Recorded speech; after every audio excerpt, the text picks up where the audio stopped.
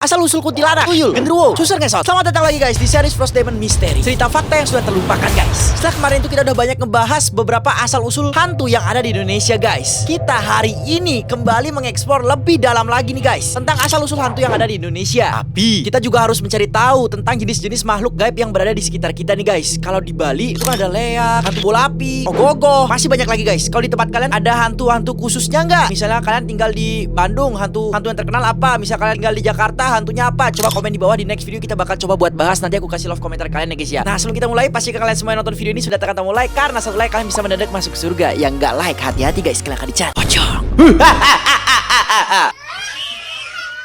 Yang pertama, kuntilanak. Jadi awal mulanya nih, nama hantu ini diambil dari kota hantu tersebut pertama kali muncul, yaitu Pontianak guys. Nah, kuntilanak merupakan adaptasi dari bahasa yang digunakan di Pontianak pada saat itu, yaitu bahasa Melayu. Jadi di Pontianak itu dulu tuh pakai bahasa Melayu ya guys ya. Mereka menyebut kuntilanak pada awalnya dengan sebutan Kuntianak. Jadi belum kuntilanak ya guys ya. Nah, hantu kuntilanak berasal dari kota Pontianak yang terletak di Kalimantan Barat guys. Jadi mitos ini dikabarkan mirip dengan mitos hantu langsuir yang dikenal di Asia Tenggara, terutama di Indonesia. Kuntilanak sejak dahulu juga telah menjadi mitos yang umum di Malaysia setelah dibawa oleh imigran-imigran dari Indonesia nih guys. Jadi apakah kuntilanak ini asli Malaysia atau asli Indonesia guys? Coba kalian komen di bawah ya guys ya. Nah, cerita kuntilanak konon katanya mulai beredar pada tahun 1600-an. Jadi udah dulu banget ya guys ya, sebelum kita lahir, sebelum kakek kita lahir gitu kan. Kuntilanak ini juga atau yang sering disebut kunti adalah sosok hantu yang dipercaya berasal dari perempuan yang hamil dan dia itu meninggal dunia saat dia melahirkan. Namun anak tersebut belum sempat lahir ke dunia atau belum keluar dari perutnya sang ibu gitu guys. Jadi serem sekali ya guys ya. Nama Pontianak merupakan singkatan dari perempuan mati beranak. Nah, siapa nih dari kalian yang baru nge? Apakah kalian semua udah ada yang tahu nih singkatan dari Pontianak atau kuntilanak ini? Dalam ceritanya dan film horor, kuntilanak digambarkan sebagai sosok wanita yang wajahnya menyeramkan dengan rambutnya itu panjang banget terurai serta selalu menggunakan dress berwarna putih. Namun berbeda dengan cerita rakyat Melayu yang menggambarkan sosok kuntilanak dalam bentuk wanita berwajah cantik dan punggung yang berlubang. Jadi kayak sundel bolong gitu ya guys ya. Kalian ada yang tahu sundel bolong ya guys ya? Yang perutnya lubang terus ada cacing-cacingnya, ususnya keluar. Kuntilanak ini juga sering digambarkan senang meneror atau mengganggu para penduduk kampung untuk menuntut balas dendam. Jadi kuntilanak ini punya dendam ke orang-orang di sekitar sana ya guys ya. Kuntilanak sering juga dikaitkan dengan wangi-wangian yang berbau bunga, yaitu bunga Kamboja. Wow, siapa dari kalian yang mempunyai bunga Kamboja? Wow, ini pasti bakal serem banget ya guys ya. Konon katanya sewaktu si kuntilanak ini muncul selalu diiringi dengan wangi harum bunga Kamboja. Oh my god, Frost Demon sering banget ke tempat-tempat angker terus ada bau-bau bunga, padahal gak ada bunga guys. No way. Selain bunga Kamboja, bunga melati juga kadang dikaitkan dengan kedatangan atau saat adanya sang makhluk ini. Pokoknya sebagai penanda gitulah ya guys ya. Berdasarkan kepercayaan dan tradisi masyarakat Jawa, kuntilanak tidak akan mengganggu wanita hamil bila wanita tersebut selalu membawa sebuah paku, pisau, gunting, 7 bulan Dragon Ball. Dragon Ball.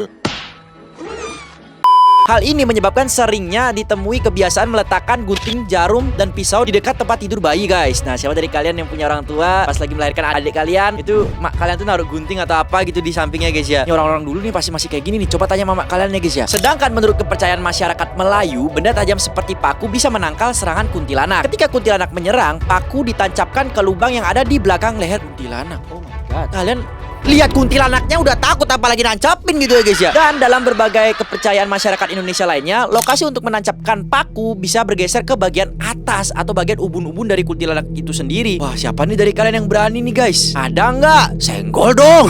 Enggak guys, bercanda guys. Bercanda guys. Jadi takut aku guys. Jadi jenis kuntilanak di Indonesia pun sangat beragam nih guys. Ada yang ahli supernatural, Ki Bagus Wijaya mengatakan kuntilanak warnanya bermacam-macam, bisa dilihat dari usia kuntilanak tersebut. Yang pertama ada kuntilanak berwarna putih. Kuntilanak putih ini biasanya masih muda. Semakin tua usia makhluk halus tersebut, maka warna kuntilanaknya akan berubah. Menurut Ki Bagus Wijaya, usia kuntilanak di atas 200 tahun biasanya akan berwarna kehijauan seperti huluk ya guys ya. Selanjutnya ada kuntilanak yang warna biru yang mampu memberikan energi dan hawa negatif kepada manusia, jadi lebih bahaya lagi ya guys ya. Sedangkan kuntilanak yang warna merah adalah wujud sudah sangat-sangat tua, bisa berusia ribuan tahun, jadi udah lord banget ini ya guys ya. Ini adalah wujud jin korin yang warnanya merah dan energi ke arah negatif. Sosok ini dikenal sebagai salah satu sosok kuntilanak yang sangat jahat. Konon katanya hal ini terjadi karena ia menyimpan dendam yang mendalam selama masa hidupnya. Jadi pas dia masih hidup sebelum menjadi kuntilanak ribuan tahun lalu, mungkin dia kenapa gitu ya guys ya, punya dendam kepada seseorang gitu, dan sampai sekarang masih gentayangan Kasihan ya guys ya. Nah, sosok kuntilanak lain yang berkembang juga ada kuntilanak hitam. Mungkin ini merupakan jenis yang terkuat. Jadi udah terkuat, ini lebih terkuat lagi guys ya, di antara kuntilanak merah ataupun putih. Selain karena dendam yang belum tuntas, sosok ini juga merupakan sosok pengatur di antara kuntilanak lainnya, atau bisa disebut bahwa kuntilanak hitam merupakan penguasa kuntilanak yang lain. Nah, menurut kalian gimana nih? Ada nggak yang berani sama kuntilanak nancepin pakunya di belakangnya? Aku sih enggak ya guys ya. Yang kedua, genderuwo. Genderuwo adalah mitos Jawa tentang sejenis bangsa jin atau makhluk halus yang berwujud manusia mirip kera, tapi bukan kera sakti ya guys ya. Nah, kera ini bertubuh besar dan kekar dengan warna kulit yang hitam kemerahan. Tubuhnya ini ditutupi rambut lebat yang tumbuh di sekujur tubuhnya. Jadi benar-benar emang kayak kera sakti sih guys ya, tapi ini genderuwo guys. Hantu genderuwo ini keberadaannya telah dipercaya oleh masyarakat Hindu dan Buddha yang mana menjadi agama mayoritas sebelum masuknya Islam ke Nusantara guys. Nama genderuwo sendiri berasal dari bahasa Kawi, yakni Gandarawa guys. Nama tersebut kemudian diadaptasi oleh masyarakat Jawa sehingga berubah menjadi nama yang sekarang ini sering didengar. Orang Sunda menyebutnya Gandaruwo dan orang Jawa umumnya menyebutnya genderuwo. Mitos genderuwo sebagai makhluk astral sendiri diduga berakar dari mitos kuno Persia Genderua. Dalam mitos Persia, Genderua adalah siluman air Persia yang terus-menerus mencoba untuk memakan hal-hal baik yang tercipta dalam mitos penciptaan Persia dan akhirnya akan kalah oleh pahlawan Keres Saspa guys. Jadi ini udah genderuwo ini udah dari dulu pun udah ada ya guys ya. Udah zaman-zaman Nusantara dulu guys. Nah, menurut budaya Jawa, hantu genderuwo berasal dari arwah orang-orang yang meninggal secara tidak sempurna. Misalnya saja arwah dari orang mati karena dia itu bunuh diri, atau penguburannya yang tidak baik guys, hingga karena kecelakaan atau pembunuhan yang mana membuat arwahnya belum mau menerima kematian. Jadi dia menjadi genderuwo guys. Kalau tempat hunian kegemarannya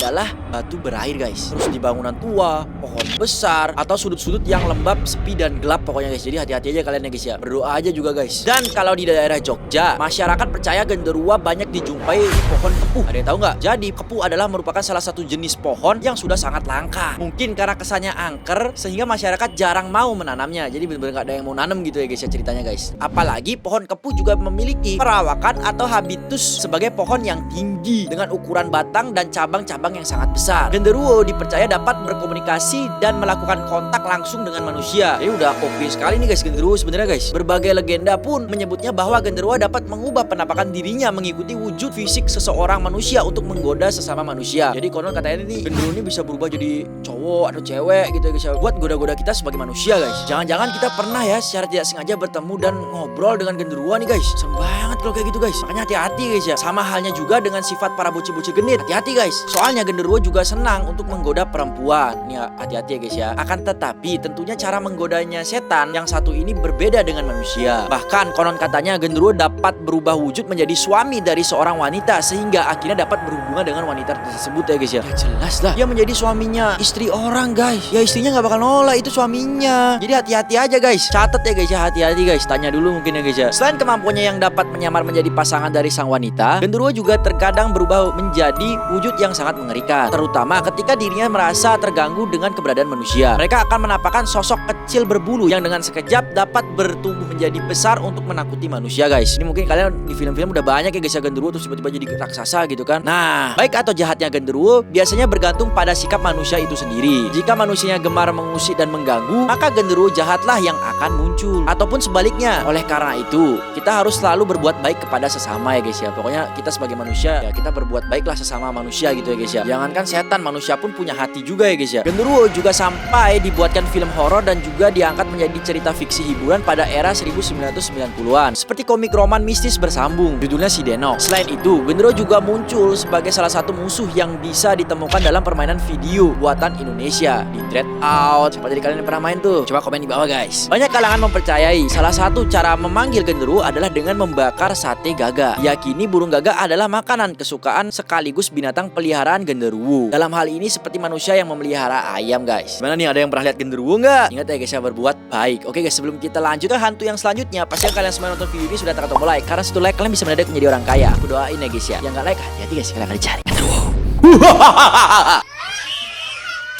Yang Yang ketiga, tuyul. Tuyul dalam mitologi Pulau Jawa dan sekitarnya adalah makhluk halus berwujud orang kerdil atau anak kecil dengan kepala gundul. Banyak teori yang mengatakan bahwa asal-usul tuyul ini berawal dari air mani yang dibuang di dalam kamar mandi, guys. Namun, ada juga yang mengatakan bahwa tuyul yang berasal dari janin manusia. Selain itu, salah satu teori menyebutkan kalau asal-usul tuyul itu merupakan bayi yang tidak dikendaki atau digugurkan akibat hasil hubungan gelap, guys. Seseorang yang ingin mendapatkan kekayaan secara instan, tuyul sering dijadikan jalan untuk pesugihan. Tuyul dipercaya dapat mencuri uang untuk para majikan atau tuannya. Cerita mengenai setan gundul dan imut ini yang suka mencuri uang sepertinya udah ada sejak tahun 1890-an, guys. Namun, istilah tuyul baru muncul sekitar tahun 1929 setelah krisis ekonomi depresi besar. Di Gunung Seru di Kecamatan Barbah, Kelurahan Jogortirto, Sleman, Yogyakarta terkenal dengan sebutan gunung yang merupakan kerajaan tuyul. Banyak warga luar daerah sengaja datang ke gunung tersebut dengan membawa berbagai macam sesajen untuk bisa mendapatkan tuyul, guys. Menurut mitosnya yang berkembang bagi terutama masyarakat Jawa, tuyul yang diketahui selama ini tidak akan mencuri uang dengan jumlah yang sangat banyak. Tuyul telah dilatih oleh pemiliknya untuk mengambil uang tertentu. Biasanya satu lembar uang pecahan 50.000 atau 100.000 aja, guys. Dalam dunia entertain, tuyul muncul dalam berbagai film komedi atau horor. Salah satu sinetron yang paling populer melibatkan tuyul dulu ada itu namanya sinetron Tuyul dan Mbak Yul yang populer pada tahun 1990-an di RCTI berserta sequel yang berjudul Tuyul Millennium yang populer pada tahun 2004 di SCTV, guys. Hingga saat ini masyarakat masih mempercayai dengan keberadaan makhluk kecil ini yang masih suka mencuri uang. Untung aja sekarang udah ada M-Banking, guys. Tapi hati-hati juga, guys, sama tuyul, guys. Uang kalian diambil aja, guys. Nah, karena beberapa warga masih mengaku suka kehilangan uang secara mendadak dengan tiba-tiba, coba bocil absen dulu dah di bawah. Kalau uang kalian pernah hilang nggak secara tiba-tiba di rumah, guys? Komen di bawah, guys ya. Jangan-jangan kalian sering ngambil uang bapak kalian ya, guys. Nggak boleh, guys. Jangan. Nah, karena ini udah di penghujung acara, guys. Yang terakhir kita bakal bahas suster ngesot. Hantu yang satu ini sempat ngetren di kalangan masyarakat hingga diangkat ke sebuah film. Hantu ini memang terlihat berbeda dari hantu-hantu yang lainnya karena hantu ini jalannya ngesot sesuai dengan namanya. Namun, tetap saja suster ngesot yang memiliki rupa yang menyeramkan layaknya kuntilanak. Sosok hantu wanita berambut panjang hanya saja memakai pakaian perawat, guys. Udah cantik, rambut panjang, seharusnya bisa nih jadi duta sampul lainnya, guys ya. Kasihan, guys. Jadi ada dua cerita yang mengisahkan asal-usul hantu ini. Yang pertama ada dari Rumah Sakit Cipto Mangunkusumo di Jakarta. Di rumah sakit itu